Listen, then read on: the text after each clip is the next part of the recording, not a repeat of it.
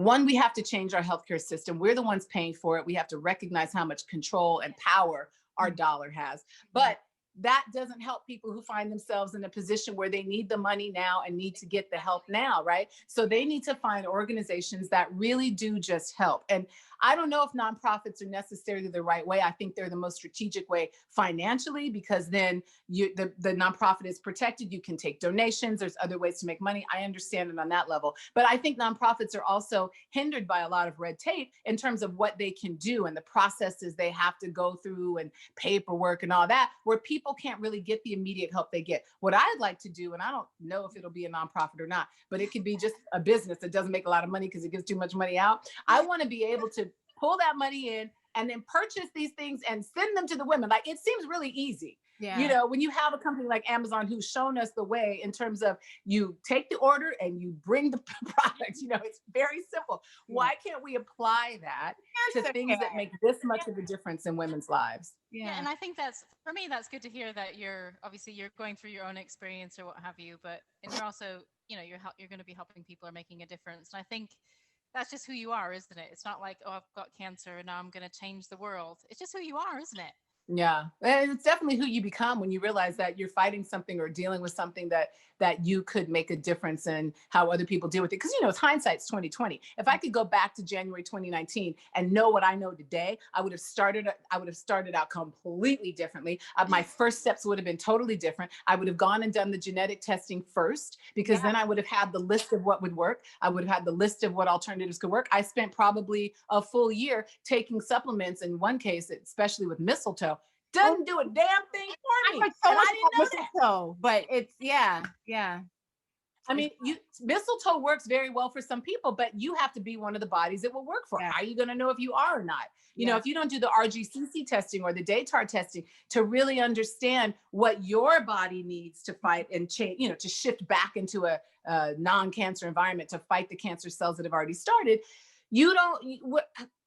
how do you know? You waste a lot of time, you waste a lot of money. So one of the first things I would start to pay for is the testing for women who are diagnosed. So even if you want to stay conventional, do what works for you, but tell them what chemo to give you. Don't let them just give you idiot chemo they want to give you.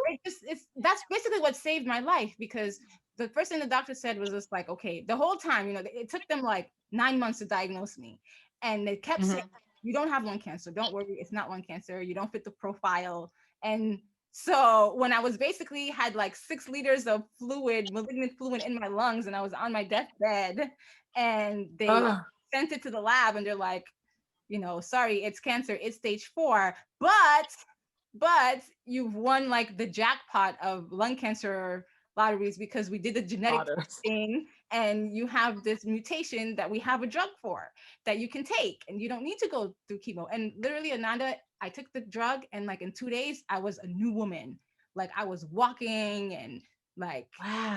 And it was just like, it was genetic testing, and people, and it was like through, you know, I told my sister, you know, she told one of her coworkers about it, because his mom had lung cancer and she was doing chemo, and you know, she told him that, you know, I had this ROS1 gene mutation, and then she asked her doctor for the genetic testing. Turns out she had it too. And, you know, but she was like on chemo for months without knowing. And then she stopped the chemo, took the pill, and she's fine. But like, it's not offered. They don't even offer it. No, it's not. No. So, and it makes no sense. Yeah. The insurance companies would benefit. They'd be saving money. They wouldn't have had to pay for chemo for all that time for her. They would have just paid for the genetic testing. Like, it doesn't make any sense to me, except that people want to do things the way they're used to doing them, and change is difficult. Yeah. That's the only thing that makes any sense. They don't want to change how they're doing it. It might mean that all this time they've been wrong. Well, if you have been wrong, let's just admit that and go forward in a new direction. But it's completely senseless. I mean, the tests are not, you know, comparatively, it's not more expensive, the route that I just took, than the conventional route. My chemo would have been like $180,000. My surgery would have been like another $70,000. You know, a lot of money, right? And this was probably about the same, but paying for different kind of stuff. So how do you cover one and not the other? That to me only backs up the idea, you know, the conspiracy theory I've always thought was a conspiracy theory, because I'm like, no, it couldn't be that big of a racket, that big pharma is keeping people from getting what they need if it's not coming from big pharma. Like, what else makes sense? Unless you're in the pocket of all these people and telling them what they can and cannot do, if they're really on the side of healthy people and helping people become healthy, then we would be seeing different decisions being made. So you just look at the facts and go, well, 1 + 1 absolutely equals 2. If that's not what it is, help me understand what else it is. Because why would you be blocking me getting the care I need and want when you're paying for this other thing? Yeah. That isn't even necessarily working because it's being done wrong. Like, what? I think we need to go back to genetic testing actually. So Angie was offered genetic testing from the get-go.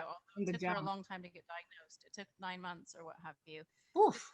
With my type of breast cancer, so ER positive and HER2 negative, they tend not to Same as me. Oh, you have the they tend same. not to offer they tend not to offer genetic testing. Ooh, we have the same cancer, Ananda. Hey. But they tend not to offer genetic testing because it's more triple negative or what have you. And in the UK, they also go by age. So I was 38 when I was diagnosed. And in some hospitals, there's one hospital, the Royal Marsden, if you're diagnosed under the age of 40, they will do genetic testing, but that's not true throughout the UK Everywhere, right? That one hospital. So I actually fought for genetic testing for quite a while. I tried it on the NHS because it's quite expensive. And then I was getting to think, well, this is getting a bit ridiculous. So I actually had heard about a company in the US that I could do it for from California. And they sent me the test. I did the test and I got my results back. And I still have to. So with my results, I found out that I was on a drug called tamoxifen. I don't know if you've taken that. But apparently with the gene, with my gene and the way I sort of process it, I guess you could say that drug was probably ineffective for me. And luckily, I had the Zoladex injection and I had my ovaries out, because had I not had that tamoxifen drug would have done nothing for me at all. But the genetic testing wasn't offered for me at all. Then I found out I also have there's a gene called CHEK2, and I have a variant of that gene, but it's not a mutation. But that means that a few cases have turned up in the US and California and wherever else. And if I get a call down the road, research will say that my cancer is sort of, that I have a mutation of that, but they've not discovered that yet. So it's something new. But they tend not to, I guess what I'm getting at is genetic testing, they tend not to offer it. And if they do, it's very limited circumstances. Like we would have to have negative breast cancer. Right. But I wouldn't. I don't understand that. I don't either. I don't. It doesn't make any sense. No, it doesn't. It doesn't make sense. And I don't know how to. Sorry, go ahead, Karlee. Oh yeah, I just don't know how to. I mean, obviously, I'm not going to solve every problem in the world here. We can only solve our own problems, but we have to deal with this stuff. Couple of other people. Ourselves first, then we'll start solving. But I always think outside the box. That's just the way I am. But I think changes need to be made in that area. But like you said, we've got to start with ourselves. And I spoke out, I asked, denied, and I took it into my own hands, because I am not having that. That's just the way right. Yeah. We're on the hell no committee, right? Hell no. It's interesting when you talk about genetic testing too. Like my understanding, and I could be wrong, is there are a couple of different things. So the genetic testing I'm talking about is not of me. I mean, I have that genetic testing. They do the genetic testing to show if there's a link between my mom or my sister or my, whoever in your family. There's that they do. No, I'm talking about the genetic testing on the cancer cells, like the genetics of the cancer cells, right? So then, yes, that's the one that is really expensive. I think I paid like $3,500 for my RGCC test, but then when I came here, this Daytar test was like $8,000. I mean, it is ridiculous, right? It's a lot of freaking money. But imagine $6 billion being given away. How far that could go. We could genetically test every woman's cancer and let her know what she should be doing for her particular body. That's all I'm saying. Like, let's use the money that is out there in more productive ways. Yeah. What are you gonna say, Angie? You look like I was gonna say, like, with my doctor, when I got my diagnosis, the first thing me and my husband said was like, okay, we don't want numbers. Like, don't give us a prognosis. You're not the one who's gonna tell me when I'm gonna die. You're not going to tell me, how much I have left. And, whenever it's stage 4 or higher, like at a higher stage, it's more pressing. And they was like, okay, we got to do chemo yesterday and we got to do this and do that. Rushing you. Yeah. And so when my cancer mutated to so now I was diagnosed with like a non-small cell adenocarcinoma. And now I still have that, but it's mutated to like a large cell. which is like more aggressive and you know, it's basically more aggressive. And so like the research was showing that I was like talking to different doctors about second and third opinions, and they were like pushing me to take this other pill, like this immunotherapy drug, to add on top of my chemo, my radiation, my chemo pill, and immunotherapy. I was like, and my doctor was just like, look, he's like, I know he sent me an email with numbers, right? And the numbers were like, okay, if you take this path and do like all four things, you know, research shows that you have like 5 months. And if you do the placebo, it's 4.9 months. And if you do that's nothing, the same. I know. Yes. And it's like, and if you do nothing, it's 2 weeks. And you know what jumped out at me? Not like, oh my gosh, my doctor's essentially telling me I have 2 weeks to live if I do nothing. I was like, yo, the placebo is just as effective as this drug. And I was just like, you're like, really, y'all? Mindset, yo, like it's you know, like there is truth there, like there are studies, there is truth to this like mindset, you know, like our bodies, we have no idea how it is, like you were saying, you know, we're breathing every day, we're you know, it's functioning, our subconscious is just 24/7, and our machine, you don't know how that works. Incredible. So it's just like, that was what jumped out at me. I was like, yo, the placebo is just as effective as like these drugs and stuff. So, you know, I'm going to keep doing my meditations, my affirmations. Yeah. Don't get me wrong. I'm going to do the conventional stuff. I'm going to follow my oncologist things, but I'm also, and like you said, you're going to do everything. Everything. Do it all. People are praying for me. I got Christians, Buddhists, Jews, like yes. I'm all. And that energy is real. It is real. I'm doing my Bible studies. I'm doing my Reiki sessions. I'm doing it all. And I'm like, you know. So in terms of what alternative medicines you're using on top of all that, have you heard of Astyanax? And why can't I ever say the name of this thing? Astyanax. I sound like I had a speech impediment till I was 8. I sound like I'm right back to it. Oh, really? Yeah, I did the 3 years of speech therapy. I'm trying to find the name. I know it's here in my thing. Say though, doesn't it? It's not anthrax. You're not trying to say anthrax. Anthrax. Yeah, take some anthrax because I mean, you know, you never know. Where is this thing? Why? Oh, I know why. Because I'm not even looking in my general notes. Okay, here we go. Here we go. It is called astaxanthin. Astaxanthin. No. I'm gonna have to email you. I'm gonna have to email you this stuff because this stuff is supposed to be amazing. And you sound like you know like everything about complementary. I mean, I'm learning. You know, I'm an open book for it. Yeah. You're learning, aren't you? On the go. So you've read The Placebo Effect, I'm sure. Of course, I've read it. Yeah, that's the main Dr. Dispenza book to start. And are you up to the new one too? The Breaking the Habit of Being Yourself. No, Becoming Supernatural. Yes, I've read all his. I've read 3 of his books, I think. Do you have more than 3? You guys, hold on one sec. This is my doctor calling me. 1 sec, okay? Sorry. Okay, so Angie, pause the recording. Or? Okay. If I pause, I'll be able to start right back up. Oh, she left. Okay, but let's pause. Yeah. I can pause. Oh, she's muted herself. You can still pause it if you want, or sure. Yeah, I think Taxol is it makes me sleepy. It's just like it and then same thing. It can cause like an allergic reaction in people, but it sounds like they gave me something for the allergic reaction. So they gave me the dexamethasone. They gave me the steroids. They gave me the anti-allergic reaction thing. Okay, yeah. They gave me the anti-nausea thing. All of that before the chemo. And then I had the cold cap and the arms, the hands and the feet thing. Yeah, so now you've got the cold cap then. That's cool, isn't it? I mean, obviously it is cool. I know. That's probably why I had a headache. But I had a scarf over my head, and then I put the cold cap over the scarf. So it wasn't even directly on my scalp, but it was still pretty cold. Yeah. So did you prefer doing the DIY, bring in an ice pack format, or do you prefer the No, cold cap? I did the hospitals one. I'll do the DIY when I'm back No, home I and mean, have to which go in. one do you prefer? Which one do you prefer? The DIY, hide it.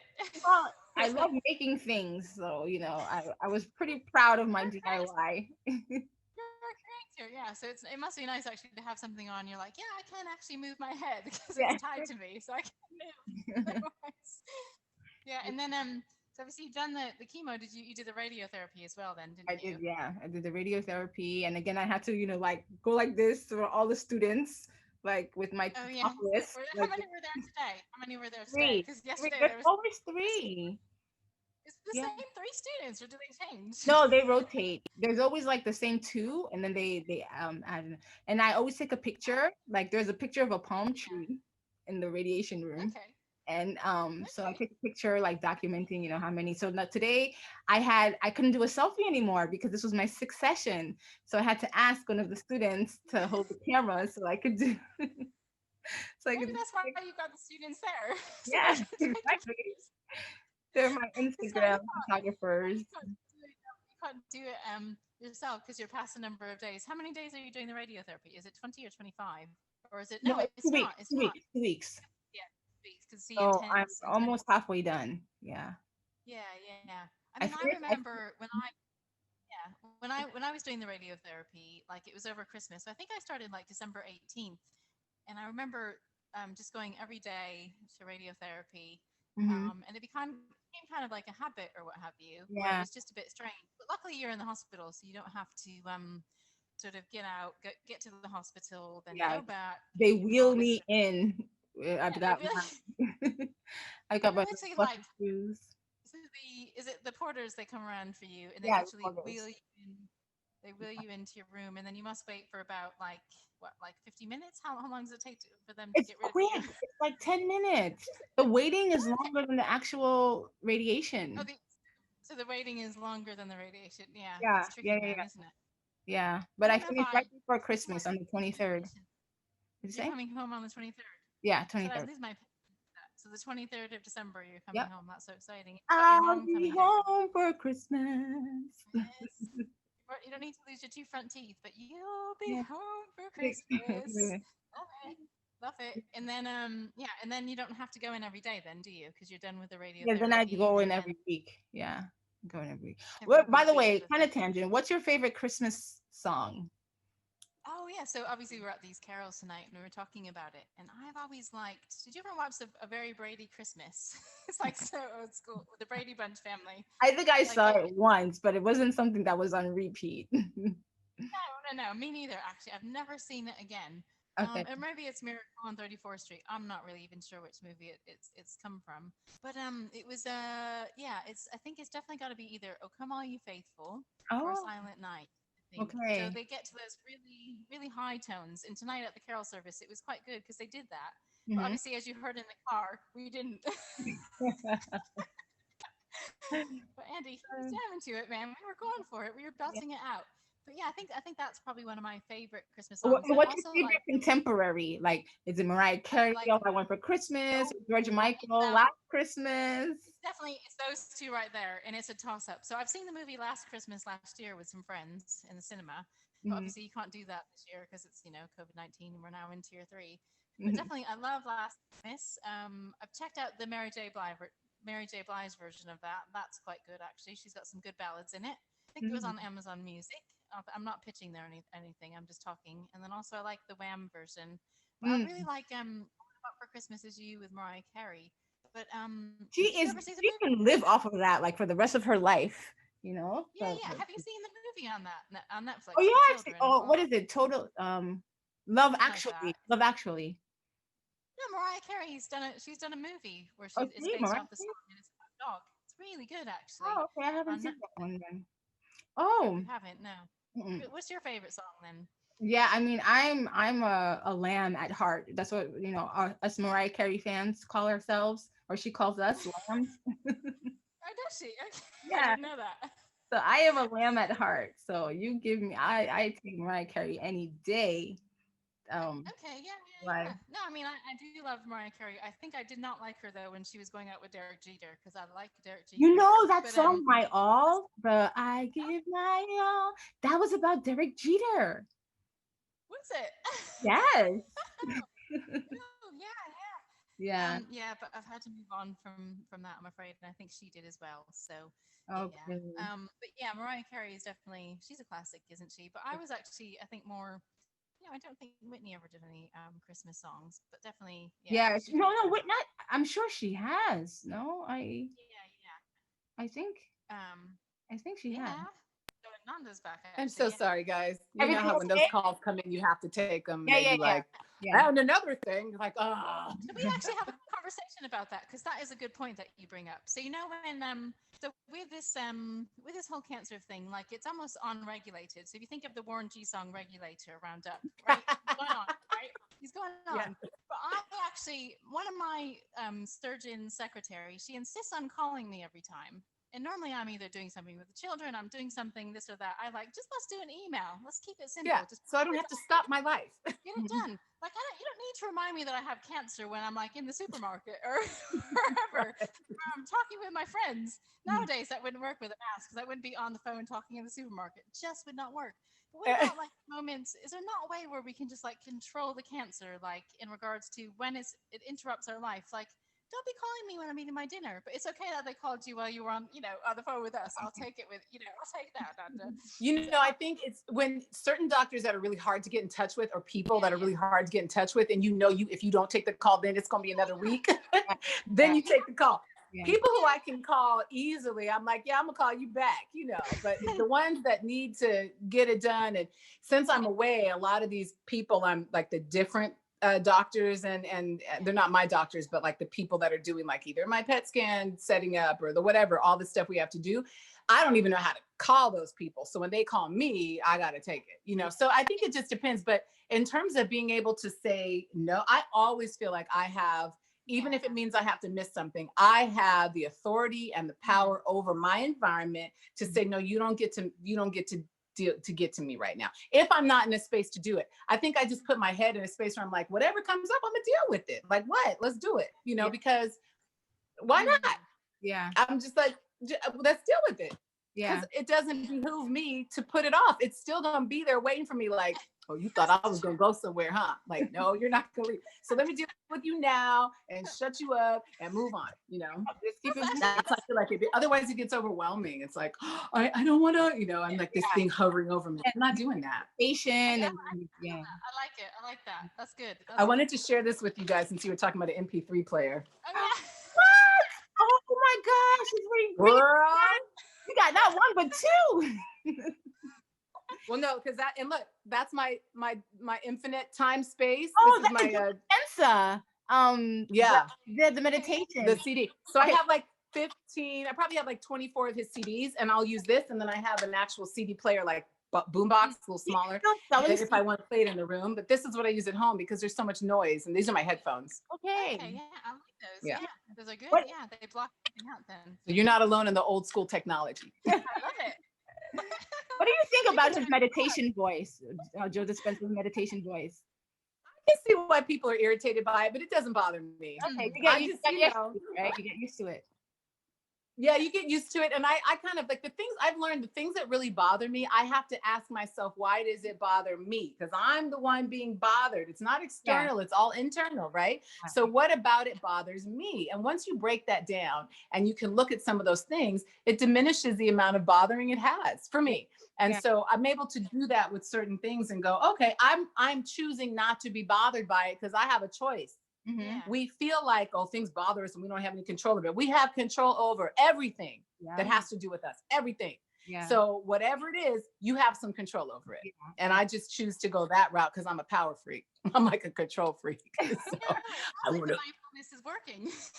Yes, it is. It's working. I can choose to feel what I want to feel. I got my port put in without being knocked out. They just gave me a little numbing and then did the whole. Yeah. Mm-hmm. Yeah. Because I didn't have a ride home. First of all, I'm out here by myself. And I didn't want to be knocked out. I want the least amount of propofol and fentanyl in my body, like possible, right? So the more you have to knock me out, I don't like being unconscious. I don't like it. I'm gonna avoid all that. So if I can do it and take a little pain and just do it, I would rather do that. And they were like, why? And I was like, listen, I had a home birth. I'm gonna be just fine. I am not tripping off your little port pain. I have pushed a person out through my body, okay, with apple juice for 14 hours. So I think I do these tests because I like to push myself and really see like, okay, well, what can I take? And then I'll be in the moment like, oh shit, I really thought I could take this and I can't, and then I'll be like, ah, but then you just deal with a little bit of freaking out you do. And then you're on the other side of it and you look back and you're like, it wasn't so bad. I don't know. I think we become such wusses as human beings. I mean, do you know what our forefathers had to go through in life just to stay alive? Yeah, with pain, like when you have cancer, you have a different relationship to pain. You really do. Like, it's so much mental, so much in the head, and how like the palliative care team came to talk to me, and I heard the word palliative, and I was like, oh fuck, I'm dead.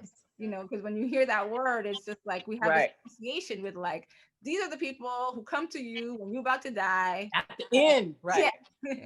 But it's really not like that. It's about like pain management and like knowing your body, knowing, like when things hurt, how long they take to hurt. And if you really sit down with your body and you listen to it and you're like, okay, is this like, how is this hurting me? And, like, can I, push the limit, or like, what's my threshold, and all these things. And it's stuff that you wouldn't normally do had you not been in this situation.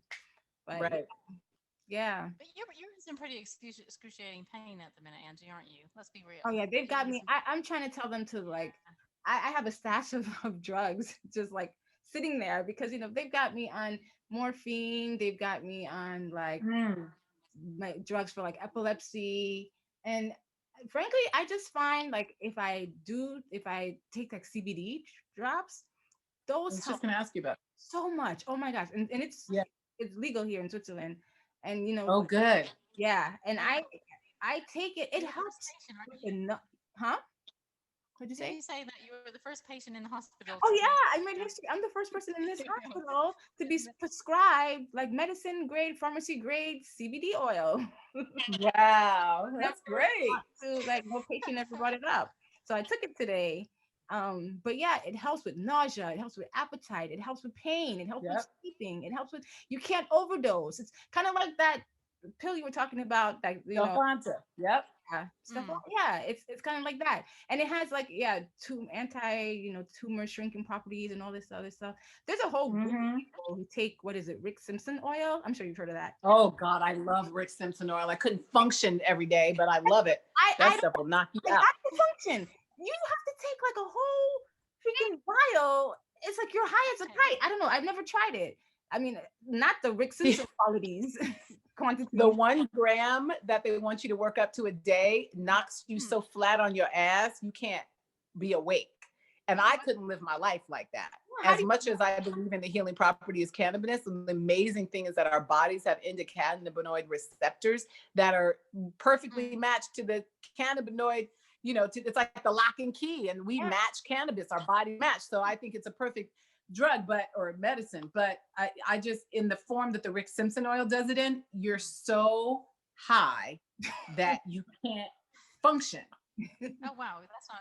And you have to stay high for like 4 months. You have to take it for a good. So I don't know who has that kind of time in their life. Those must be the people who don't have children who can go through this without care of their kids. People who have cancer in their 70s, and right. They ain't got shit to do. They can just lay out all day. They just lay out high all day. All day.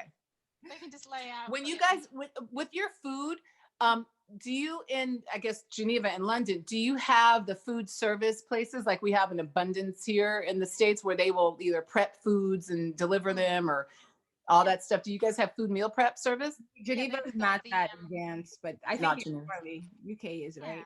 You guys have it in London? The main one that you have in the US is here in the UK, and I can't think of the name of it off the top of my head, but there are quite a few of them actually, where you can just sort of cook the meals, they prep it up for you and what have you. Yeah, Blue Apron or? All those services. Oh yeah, we have that. We just got it like last year. What is it? Yeah, Blue Apron or Green Fresh Foods or Fresh. Yeah, Fresh, yeah, something like that. Yeah. of it will come to me. But yeah, I've tried some of those actually. Hello I Fresh. find Hello Fresh. Yeah. oh, Hello Fresh, yeah. Oh yes, And HelloFresh. Gusto, that's the other one. I'm not the best cook in the world. Yeah, I'll me admit either. it. And but whenever I've tried to cook those, because there's all these, I love it because there's all these cute little ingredients and then all these stuff that you would never have in. So you'd never have like a tiny bit of creme fraiche or a tiny bit of this spice or whatever. Right, you'd have a whole thing. Yeah, it's not like it when I was like go to my mom's house and she's got everything in stock. You're just like, yep, don't need to go to the supermarket. We've got it all in stock. We're good to go. For me, I'm like, okay, need to get to Waitrose, need to get this. Oh wait, I've spent like 50 quid on nothing that I'll ever use again. Right. But yeah, they have those actually. But I do find when I cook those sort of meals, my girls start fighting a bit. So I've got to just keep it simple, keep it basic, because I'm cooking too long. Although it's not very long, they're quite They simple. always underestimate how long you need to take to cook those meals. They're like, oh, 25 minutes. It's like, how you cook chicken in 25 minutes? Hour and a half. Maybe your professional chefs that cook it every day take 25 minutes, but me, first time, it's hour and a half. It's hour and a half. I do crock pot everything because of what I've learned about cooking at high heats and certain cooking materials. Like I cook in glass pots when I cook on the stove, but I cook in crock pots generally because cooking at a slow, low temperature, absolutely the best way to keep toxins from building up in your food. So I'll put like a crock pot on of brown rice or beans. I did this big navy bean soup, and then I'll just warm it up real quick in a glass pot when I'm ready to eat. And that's made my life a lot easier because I can cook. Like I've made, 3 and 4 course meals. I did Thanksgiving dinner for 10 years. My family, like, I can cook, but I freaking hate it. I don't want to cook. And so I need things that take the tediousness out of it. Yeah. But I need to eat. We have to eat well. So it's like this weird place we're stuck. Like I got to get good food. I can't go to McDonald's, I can't, even most restaurants, they use too much oil, too much salt, too much, all the stuff you can't have. And then you just have to figure it out. But broccoli. I've been taking, I do a slow cooker soup. So I just throw a bunch of vegetables in, keep So it good. simple. And that's pretty easy to go. But I've sort of taken that. Also, it's like a time saving thing, isn't it? Because obviously with children, they want their food exactly when they get home from school, and if they don't have it, they will let you know about it. So that's always my first challenge. Then it's the health go second, then because first I need to deal with the screaming. Yes, you got to stop that. Karlee, how old are your kids?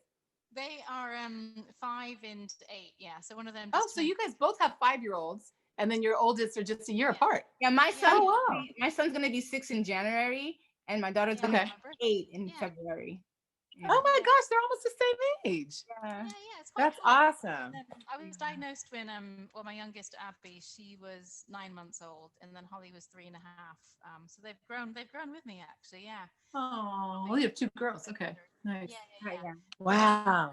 Yeah, I mean, I didn't have sisters growing up. I had brothers, so I'm just not used to these sort of cat fights. Oh my gosh, it's the worst. I was raised with one sister, and then my half sister, she's my sister, but she's technically my half sister. My dad's first marriage lives in Norway, actually, near where you are, I guess, Angie. And but my sister I was raised with, cat fights. Oh my gosh, she would walk up and just punch me for no reason. I'd be laying on the floor, and then so I'd have to do the same to her. She'd be standing somewhere, and I'd bang her in her back, like, what the heck is up with the sister fights? I don't get it. Yeah. Just the look. It's crazy. If you look the wrong way, it's like it gets vicious. Yeah. Why are you looking at me? Yeah, my daughter is very bossy and very, if she's watching this later, Amaya, you are the best. Okay, mommy loves you so much. She's fierce, independent, and she's like very motherly. And even now, because like sometimes, like I'm in the hospital now for 2 weeks. And, when it took 9 months to be diagnosed, a lot of those times I was in the hospital. So she's very motherly to her little brother. And, and he's always saying to her, like, Amaya, you're not my mom. I have a mom. Oh, yeah. That's so sweet. Yeah. But I mean, now that we're on the subject of kids or what have you, I mean, one thing that I did, I guess, like just sort of telling kids, I guess, about the cancer. So for me, like Abby was a baby. She didn't quite get it. I think she only sort of realized something was up is when I wasn't there to put her to sleep or whatever, and she just had to fall asleep without me. That sort of a thing. And then with Holly, she's 3.5, so she didn't really she knew I was unwell, and I got her involved in, like, I wore headscarves when I lost my hair, so I got her involved in that process. Like, friends had given me headscarves, just sort of to remind me of different memories with those specific friends. And like Holly would help me pick out the headscarves that I would wear on the day or what have you. So that sort of got her involved, but she didn't truly understand what was going on. For her, it was like she'd go to the hospital. I mean, the coffee machine at the hospital would do hot chocolates. So she'd come, she'd have her hot chocolates, and she'd eat my hospital food. And it was like a party. Like, people would even come. I say party, but here is party. Let me say the T. Party. Just like the I gotta say the T and not the D sound. But like, they would give her stuffed toys, and they made it like a home for her. So it kind of like it normalized the experience for her. But at the same time, I don't think she really understood what was happening. And like, what about with your son, Ananda, or even with your children, Angie? Like, how are they taking the whole sort of cancer thing and, getting by with it, I guess you could say? Because for me, my children are always my biggest worry. It's more of a worry than the cancer itself, to be honest. If you feel me. Did you name your son after the poet? Not after him, but I loved the name because of the poet. He was one of my favorite poets. But I had a list of 5 names. My son didn't get named until he was 2 months old. For those 2 months, I called him different because I had a home birth. So I didn't have to put a name on a birth certificate right then. I wasn't pressured for that. I didn't have to do the birth certificate for a year if I didn't want to. So I called him these 5 names, and every day I would call him a different one. And you could tell the ones he hated were the ones he hated. And I would take him off the list, and he cried. And I was like, that's not it. And then I got to Langston, and he would just brighten up. Every time I called him Langston, his little face would just brighten up, and he would like turn and, kind of like, oh, like, that's my name. And I was asking, do you like that name? And he would coo and I was like, maybe that's your name. So he kind of picked his own name. That's so cool. Yeah, at 8 weeks, we finally put a name on the birth certificate. So he's a special kid. I told him the night that I found out, because we were all, all in the same house, and my mom had been there to visit. Ironically, my sister Tracy, the one who lives in Norway, had ironically been there to visit. Oh, wow. And so I was about to make all these changes, kind of like you said, Karlee, like you were about to know what's going on. Things were going to be different. So I needed him to understand what was going on. And I just told him, really honestly, he's a smart kid, and he was 7 at the time. So he was a little older and could understand it better. And I said, there's something called cancer. It happens to a body, and there's a reason it happens. And now, my body is experiencing it, and I have to figure out what to do about it. And so you're going to see me change the way I'm eating. The first thing I did was went on I stopped eating. I went on full juices and did all these herbs. I did the Dr. Schultz Incurables program for 30 days, and it started to kind of just detox, kick everything out, start to address it like that. And he was going to see me juicing. So he would help me juice. We'd cut up veggies. He'd put them in the thing. And he was he's always been a very good helper. But he also used to heal little parts of his body. I've tried to teach him from the beginning that he had authority over his body and could heal it if he wanted to, and energy was real and all that. So he would bump his leg or get hurt, and he would put his little hand, and he'd be crying, but he'd put his little hand and see the little golden sparkles of energy, and he would, feel better, and he'd move on. So when I told him, he put his hand on my chest, and he said, well, where's the knot? I'm going to fix it. So it was really sweet. Like, he was very caring and wanted to be helpful. And I think now it's transitioned to, okay, let's hurry up and get this, get better, because you got to come back home. I think he's getting a little adamant. He's like, when are you coming home is the question. Every night, So I'm like, it's soon. I'm coming home soon. So he's had his own little evolution through the process. Yeah, because cancer happens to the family. It's not just you. Yeah. Like, they all have to change. And my kids now, it's sad because they're so young, but they're so well versed in like everything. They'll be able to tell you that, like, okay, mommy's not going to go into remission, because remission is not, the thing here. It's, like, she's doing the chemo, and she's but sometimes they do get like, they're like, do you still have cancer? Because look like you don't. What's going on? And it's just,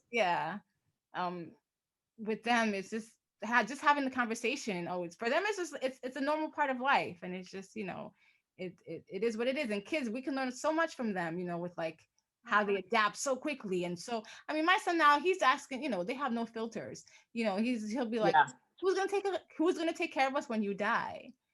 And I'm like, well, I'm still here. One. Talk about it, but I'm here, and You But know, that's so important to be able to talk to them about, because I think what happens with a lot of children is they don't get told a lot, and so they just get trapped in this fear of not knowing, because that's where a lot of fear comes from. We don't really have fear left when we can identify what's going to happen or what we think could happen, and we can look at it and address it. The fear comes from we have no idea what's going to happen or how we're going to respond to it. And so those questions are so valid, and even though sometimes they're gut wrenching. When my dogs died, I had two amazing pit bulls that I had most of the little girl I had her whole life, and the boy was a rescue, so I had him the last 5 years of his life. They both aged out. My son was about 3 and 5 or 3 and 4 when they died. Yeah. We had to put them down, and he knew, I mean, he was very attached to these dogs, and he still cries when he talks about these dogs, and he knew what was going on. I didn't let him go into the veterinarian clinic where they were put down, but he got to say goodbye. He made the little boy dog a bridge, and he said, "You're going to cross over on the bridge." And I don't know where he got that from, because I never talking about the crossover, but they have this intuitive connection, right? They're closest to whatever happens after this, because it's the same place I think we come from, right? This middle ground or whatever it is. They were there before we were. So I think he had this connection, and he really understood it. So the same question came up, Angie, as your kids asked. It's like, well, what's going to happen when I die? And I said, well, even if cancer, I'm not going to let this cancer kill me, but even if, whatever happens here, eventually I'm going to die. God willing, I die before you. That's the order it's supposed to go in, but everybody is going to have to go. And so it's a valid question. Like, what will happen is that your daddy's going to take care of you, and all the people in the family who love you are going to help out. And and so we had that conversation, and I felt so much better after being able to have that conversation, because God forbid, I mean, listen, Kobe Bryant went down in a helicopter like that. I know. Right? People are dying every every day, all the time, for different reasons. Yeah. We, I think, are, I feel very lucky in the sense that I have a heads up.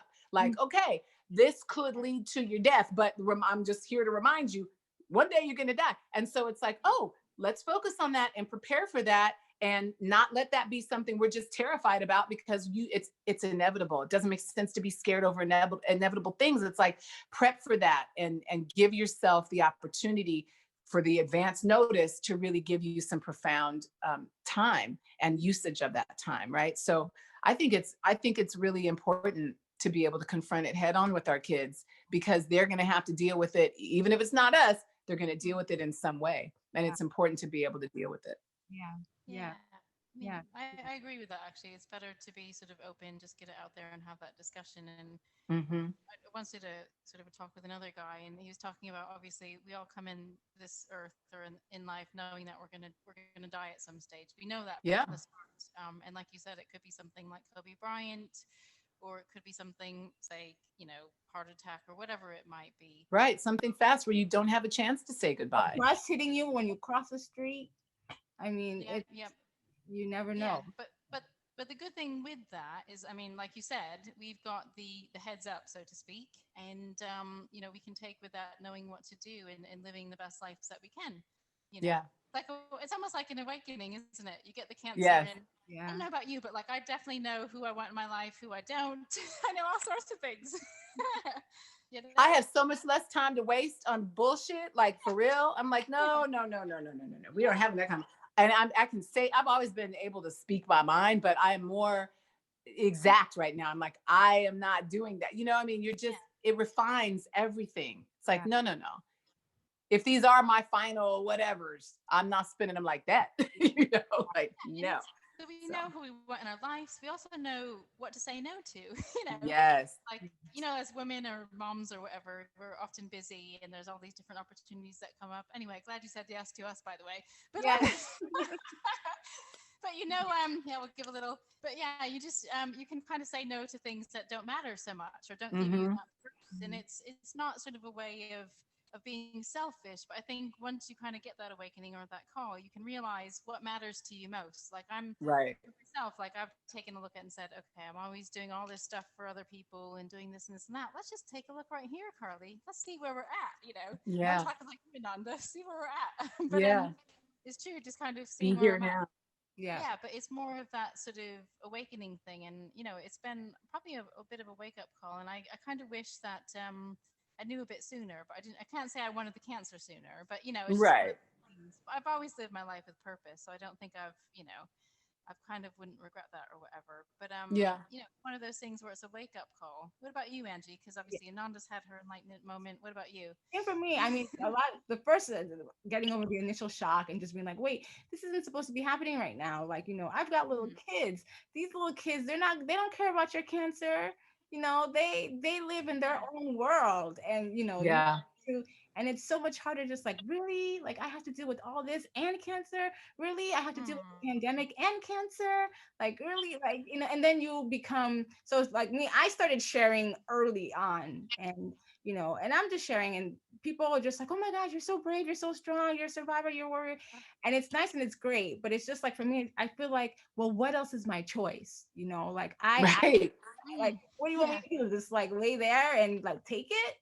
Like, so but it's definitely, because for me, I'm just like, why couldn't have gotten, even if I had gotten this diagnosis 10 years later at 47, I would have still been too young, because lung cancer, you don't get screened until you're 50 or 55. Right. And Right. so, early detection wouldn't have been a thing. So the lung cancer community actually needs to like change a lot of things. And that includes, getting tested way earlier now because of these external environmental things that are taking into place. And they can't explain why, like I said, younger women who are healthy more life getting these mutations. And it's just, but for me, like, yeah, it's been like, before I had cancer, I was still into, like Louise Hayes, You Can Heal Your Life, and Joe Dispenza. Yeah. Oh, I love that. All of Abraham Hicks, and just like all of these, like your universe, your vortex, you attract everything. And at first I was just like, oh, shit, did I act this? Like, did I cause my cancer? And did I? But now it's just like, I find it as an opportunity to like put my money where my mouth is, because I have all this knowledge, right? I have all this stuff, and it's fine and easy for people to talk about manifesting this and manifesting that when you're not dealing with the cancer diagnosis over your head. Try manifesting that when you got cancer, okay? Then that's the test. Then you can come and talk to me. Right. Oh my God, that's so real. There were so many. That's so real. So many people freaked out and they were like, oh my God, blah, blah, blah. I'm like, listen, you sit every week, you go to church and talk about how God delivers you and how you believe in the Lord, you're a Christian, like you're whatever.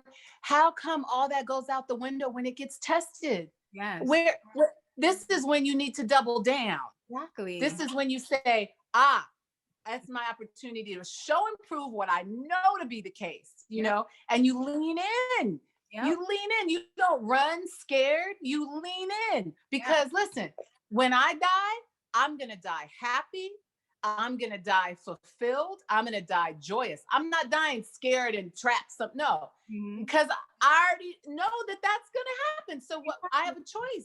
There's my choice again. Yep. If I'm going to die, which I am eventually, I'm going to die the way I want to feel. I'm not going to die scared and broken down. No, I'm going into whatever's next joyful. Yeah. Period. And period. Do you think with so there's something called the hero's journey? A lot of Star Wars movies and things are based off of that. I don't really watch Star Wars, so I can't really get too. Me either. My son's a fan. But you start off in life, and then you kind of go through this battle or this fight, and then it gets a bit tough, and then you kind of fight back, and then you do this thing, and you kind of go over these experiences, and you lose friends along the way, and you do this and that, and whatever. But with cancer, I feel like it's kind of like being on that sort of hero's journey where you go through those different phases. And just thinking of myself, like a year ago, I had a breast cancer awareness event, and the singer that was at the Carol event that I was at tonight, she was singing, and I thought, wow, she's really grown. Like her voice, she's only 19, and she sounds amazing now. Like, this is amazing. And then I was thinking back to myself, like here I had this organization, Copperfield, and they came and they did this talk on breast cancer and things like that. And my friends really wanted me to get up on the stage and start talking. And I was like, what? Like, I just didn't have the courage to do it because I was just so, it was my first time. It was like I was coming out, Yeah. You're like, my friends. Like, normally I would just keep it to myself. And then obviously that's when our podcast came about, and I started talking about it more with Angie. But I just felt like, for me, it was actually really hard from the start, to actually say I have cancer out loud. You know, Hmm. like people would see me and they would ask me and they'd be like, "Oh, Karlee, I see you've got these headscarves going on. Are you starting a new fashion trend, or are you doing, You're like, yes. yeah, are you doing something? You know, that sort of a thing." But I found it was really hard for me to actually say I have cancer. And like looking back, I feel like I've progressed. You know, there's growth. There's been growth. You know, I've sort of progressed along the way. Do you guys see? Did you just start out like, you know, did you start out like really strong, or did you kind of figure it out and then kind of grow as you went along? I guess I could First of put all, I that. choose my words. I don't say I have cancer. And Okay. that's also Oh, what me Karlee, either. Oh my gosh. yes, and Wait, Karlee, I'm listening. I'm listening. I just have to put something on so I can leave the house. Go ahead. okay. But yeah, that's why we named our podcast Mommy Had a Little Cancer in the past, right? Yeah. Because it's just like we're not owning it. You know, if you think about it, everybody Yeah. has cancer because everybody has mutated genes. And I'm just like, Yeah. I'm thinking about it like in my mind, I don't have cancer and my body just needs to catch up to my mind Mhm. because I don't look like what I've been through. And it was very important for me to like get that straight, that like I'm not owning, Yeah. looking at this as like I have cancer. I've been diagnosed with cancer, Yeah. but it's not me. It's not like me as a whole Mm. person, and it's just part of that. So Yeah, yeah. yeah. I mean that makes sense. I probably have said I had cancer, that sort of a thing. I don't know exactly what I said, but it's just that I didn't feel like I was as strong at the start, I guess you could say. Like I wasn't as open, or I think it probably took me a while to process it because I saw what happened to my aunt or what have you, and I just didn't. But now I actually feel like I'm in a place where I'm happy to talk about it. Here I am today, chatting, no tears Yeah, running here, down my. here you are. Yeah, Yeah. here I am, no tears, no nothing. I'm like, my voice isn't. I'm just talking like ants. Not shaken. Yeah. Yeah. I'm with you, Angie. I'm really weird. I'm really careful with words because I think words have power. And I've never said I have cancer either. I always say my body is malfunctioning or this is what my body's dealing with. I kind of keep it separate because it isn't me. And I certainly don't want to own cancer, like bring it in and say, oh, you're mine. Like, let's stay for a while. No. You'll be out of here in a minute. I'm going to fix this malfunction. And so all those progressive thinking and energetic words are important. So I guess for me, because the words matter, I haven't really had that conversation with people. Okay. And I didn't feel the need to tell anybody. I was like, what are you going to do for me? It doesn't make sense for me to sit here and talk about it. With all these different protocols I do, every moment I have that I would just sit on the phone, oh man, my cancer, I need to be doing something proactive. I need to be in my sauna. I need to be on my trampoline. I need to be lifting weights. I got something to do. Yeah, I have a trampoline. My kids use it all the time. But yeah, I love my trampoline for the lymphatic movement. It's so good. Yeah. Okay. So I'm looking at the time and I hate to I know. cut us I off. see I you get my looking. court removed in 10 minutes. Okay. oh yeah, Thank you so fine. much. You gave us so much time. This was amazing. You women are phenomenal. I love you guys already, and I haven't gotten to hug you in real life yet. But listen, we can do this again. So this isn't, our only shot. Once I get back home, my time will be a lot more flexible, and so we can figure out another time and jump back on, because I would love to talk to you again, and I definitely want to keep up with your progress and see how you are. And I'm sending you so much love and strength for the push through. Especially you, Angie. I know we're all in it, but you're in it like currently going through every day. And I know, Karlee, you and I don't know if we're in the same space, but I know what we're dealing with has, different ways it can go too. But Angie, really, really, really sending you love and some good light, and putting my hands on you like my son with some golden sparklies running all over your body. my heart. I'm gonna have to try it with my girls actually, because I do Reiki on my daughter every night. Like she likes to touch like my hand, to touch her whole body, like, and she just falls. Oh yeah, yeah. So important. The energetic flow, so important.